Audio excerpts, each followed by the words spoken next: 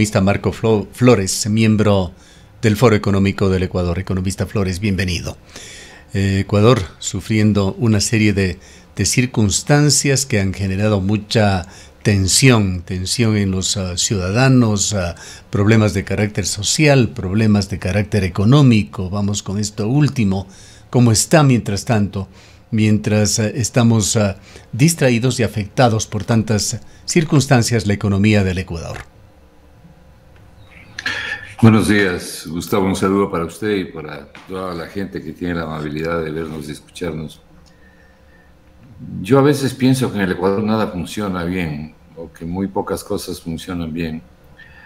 Es una buena noticia el que el presidente Petro realice los esfuerzos necesarios para venderle energía eléctrica al Ecuador.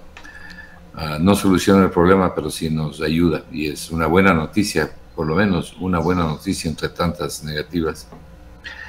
Lo que usted ha dicho es lo correcto, ¿no? El problema económico en el Ecuador es muy serio, y la preocupación que yo tengo, y lo he expresado en mis comentarios en las redes sociales, en mis entrevistas, es que no solo que el gobierno no está haciendo nada para afrontar este problema, que va a ser mucho más grave el próximo año, sino que no veo que por lo menos la mayoría de los candidatos a la presidencia, y en general asambleístas y gente que hace opinión y que tienen en sus manos la resolución o por lo menos la implementación de medidas, no veo que estén conscientes de la profundidad del problema. ¿Cuál es la profundidad del problema? Empecemos sentando la base, la situación actual del día de hoy de la economía ecuatoriana.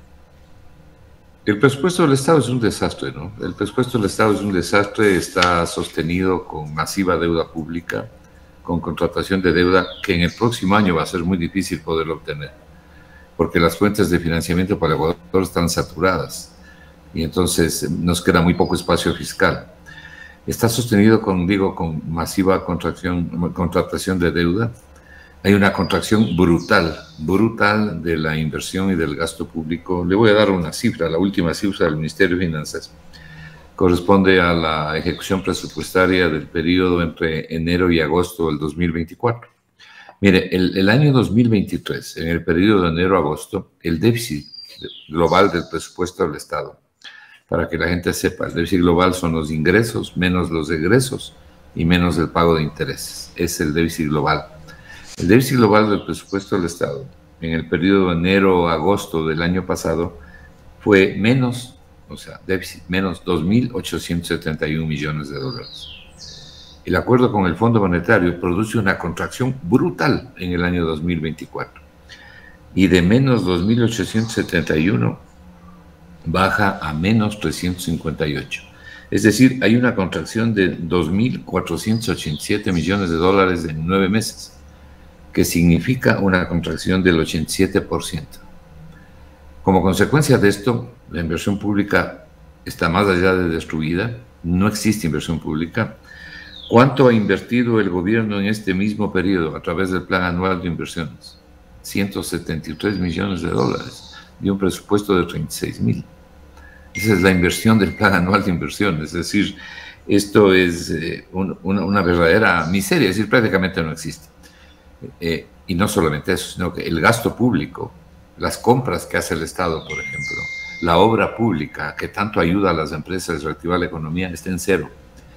Es decir, este programa con el Fondo Monetario es letal para el Ecuador. Yo no estoy diciendo que no hay que preocuparse del déficit. Lo que pasa es que usted no puede pensar en destruir el déficit en un año. Primero porque lo único que está haciendo el Ecuador es cubriendo el déficit hasta diciembre. El próximo año nuevamente volvemos a la tragedia. Los países de la Unión Europea tienen un déficit aceptado por reglas fuertes de la Unión Europea del 3% del PIB. Hay países que vienen bajando con Italia desde el 9%. Entonces, el déficit fiscal nuestro tenemos que cubrirlo, pero no con deuda, sino con crecimiento económico. Y para eso se requiere inversión. ¿Hay formas de lograr ese crecimiento económico en plazos cortos o medianos? Sin duda, es decir, hay que hacer todo lo contrario. Yo lo que estoy proponiendo es un nuevo programa económico, donde hay algunas aristas que ya las he planteado de manera pública en mis comentarios y en mis escritos que están en las redes sociales. Y yo distingo 7 puntos sustantivos que hay que afrontarlos ahora, si no queremos acumular más problemas para el próximo año. Mire, a algunos economistas les gusta hablar de los problemas estructurales, ¿no? Dicen, este es un problema estructural. Es decir, el cajón estructural es una especie de cajón de la basura donde lo no resuelto se manda ahí y se denominan problemas estructurales. Los problemas estructurales son los problemas acumulados anualmente que no se resuelven y van al cajón de la basura de los problemas estructurales, lo que se deja sin resolver. Yo encuentro aquí 7 puntos principales que hay que abordar de manera inmediata, Gustavo, de manera inmediata. El primero es que hay que formar un equipo de alto nivel, de alta calidad profesional, que presente un programa de reestructuración de pagos de la deuda externa. No podemos seguir en la situación en que estamos. El presupuesto del Estado necesita un alivio fiscal importante. Este año hemos pagado ya más de 7.500 millones. Este año vamos a pagar más de 8.500 millones de dólares entre capital e intereses de una deuda pública de 86.500 millones de dólares.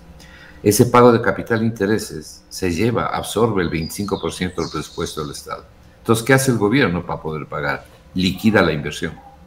Y como liquida la inversión, se liquidan las posibilidades de salir del estancamiento de la economía. Se liquidan los servicios públicos que están destruidos también, que hay que reconstruirlos. Es un verdadero absurdo. ¿Para cumplir qué? Para cumplir un programa que le exige una drástica reducción del déficit fiscal sin crecimiento económico. Como dije hace un momento, el déficit hay que cubrirlo con crecimiento. Entonces, el primer punto que debería abordar este gobierno, o por lo menos debería iniciarse en el próximo gobierno, es todas las acciones para concretar un alivio fiscal a través del pago de la deuda pública con nuestros acreedores. Porque si no, lo que va a pasar, lamentablemente, y eso no le conviene para nada al gobierno, ni al Ecuador, ni a los ecuatorianos, lo que va a pasar es que vamos a caer en una moratoria de pagos. ¿Cómo cree que debería conformarse ¿Cómo cree que debería conformarse este comité? Y esto pasa también por una voluntad del gobierno de aceptar esta conformación y además de escucharlo. Vea, es desagradable tener que decir lo que le voy a decir, pero es la verdad. El Ecuador actualmente en este gobierno no tiene frente económico, no existe el frente económico, un desastre. Necesita convocar, el propio gobierno debe tener economistas que conoce de alta calidad profesional para conformar este equipo que haga un planteamiento concreto a los acreedores. ¿A cuáles acreedores? A los que tienen los 16.000 millones de dólares en bonos del Estado ecuatoriano de deuda externa, a los países amigos a quienes les debemos 8.000 millones de dólares y a los organismos multilaterales, comenzando con el Fondo Monetario Internacional, a quienes estamos debiendo 11.000 millones de dólares. Y si les vean, señores, lo que está diciendo la señora Cristalina Georgieva, ella dice que la política fiscal debe ampliarse, que hay que poner plata en economía, todo eso está diciendo, pero vienen acá las misiones del Fondo Monetario y hacen todo lo contrario. Entonces, si tenemos que ser congruentes, sigamos realmente una política que responda a las declaraciones, ¿no? ¿Quién está iniciando una verdadera revolución en el país y en la economía? Son los anuncios del presidente Trump. Póngale atención a lo que está diciendo. Para mejorar la eficiencia incluso del Estado en Estados Unidos. Pero en fin, volviendo al Ecuador, hay que conformar un equipo de unas 4 o 5 personas. Yo creo que con 4 personas es suficiente, muy bien preparadas, que tengan un muy buen manejo financiero público, para presentar a nombre del Ecuador. Primero diseñar, ponerla en blanco y negro, presentar una propuesta de refinanciamiento de obligaciones a todos estos acreedores que le he mencionado. Si eso no se hace, más temprano que tarde el Ecuador va a la moratoria de pagos, porque no tiene cómo pagar esto y la deuda sigue creciendo. Y luego, porque la economía tampoco resiste más, los apagones han profundizado la desgracia. Entonces, si usted sigue destruyendo la economía, sigue destruyendo la inversión, esto explota. Hay un momento en que no va más. Las empresas están seriamente afectadas. El segundo punto que yo rescato o que yo planteo es justamente ese, la inversión pública. Mire, el Ecuador no tiene inversión internacional. Eso ya lo sabemos, no es una novedad porque viene desde hace tiempo esto. Pero la inversión nacional privada ha caído de manera sustantiva. Hay más de 8% hasta hace un mes y medio, que son las últimas cifras, más de un 8% de caída de la inversión privada. Ahora con los apagones la situación debe estar mucho más crítica, pero no tenemos todavía cifras. Las empresas, las familias necesitan una ayuda, necesitan que el Estado invierta. Yo calculo que hay necesidad de invertir en el año más o menos entre 2.000 y 4.000 millones de dólares para empujar el consumo y empujar la demanda. ¿Cuál es la principal fuerza que tiene una economía para salir del hueco, para salir del estancamiento? La demanda.